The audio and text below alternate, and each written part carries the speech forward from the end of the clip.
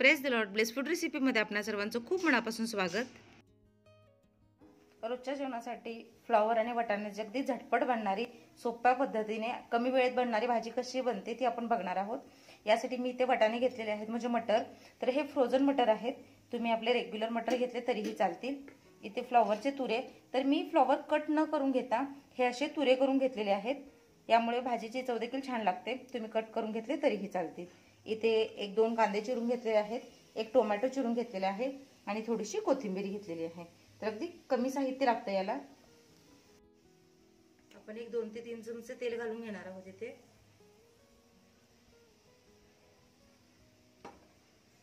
तेल छान गरम होऊ देत। तेल छान गरम झालं की यामध्ये मी थोडी जिरे मोहरी घालते। जिरे मोहरी छान तडतड होऊ देत।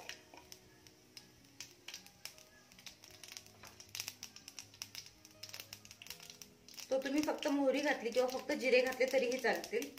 प्रत्येकाची करण्याची पद्धत वेगळी असते, पण जिरे मोहरी मिक्स घातले मी ते। जिरे मोहरी छान तडतडलेत। आता यामध्ये कांदा घालूया। कांदा देखील छान परतून घेऊया। जसं मी माझ्या प्रत्येक रेसिपीमध्ये सांगत असते, कांदा भाजताना थोडं मीठ घालावं। कांदा पटकन भाजला जातो, वेळेची बचत होते। रंग बदलेपर्यंत कांदा छान भाजून घेऊया।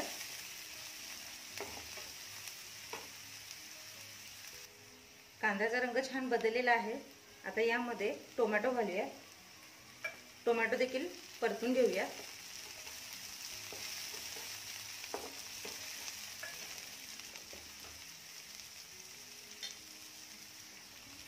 थोडा वेळ झाकून ठेवायचं म्हणजे टोमॅटो पटकन परतला जातो।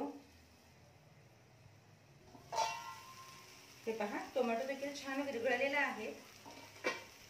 आता यामध्ये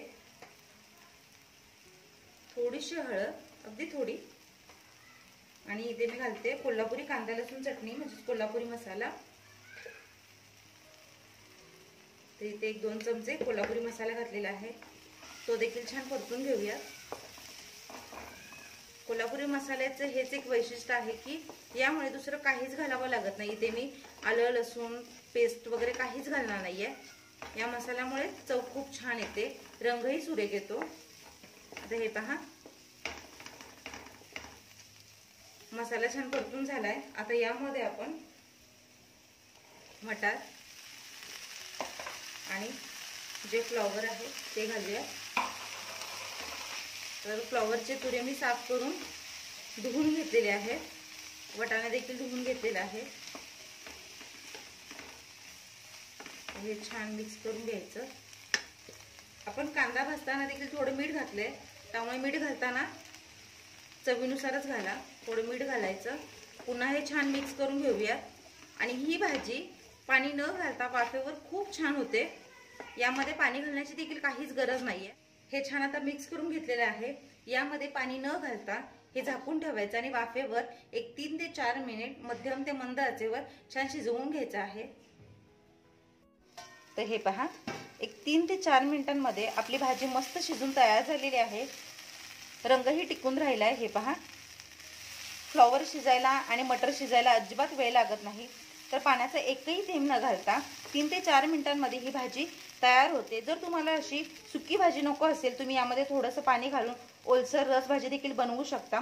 पण टिफिनसाठी, सकाळच्या नाश्त्यासाठी असू दे किंवा जेवणासाठी झटपट आपली ही पाणी न घालता वाफेवरची फ्लॉवर आणि मटरची भाजी तयार झालेली आहे।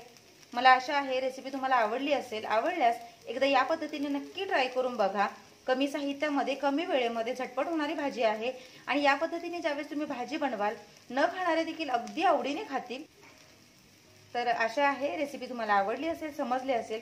आवडल्यास तर अजूनही तुम्ही माझ्या चॅनेलला सबस्क्राइब केलं नसेल तर प्लीज सबस्क्राइब करा, लाईक करा, शेअर करा आणि जे सोबत बेल आयकॉन दिसतंय म्हणजेच घंटीचं बटन दिसतंय ते देखील दाबायला विसरू नका। म्हणजे ज्यावेळेस मी माझे नवीन व्हिडिओज अपलोड करेन त्याचे नोटिफिकेशन तुमच्यापर्यंत पोहोचतील। भेटूया अशाच एका नवीन रेसिपीसह। तो व्हिडिओ बघितला त्याबद्दल मनापासून धन्यवाद। एकदा या पद्धतीने भाजी ट्राय करून बघा।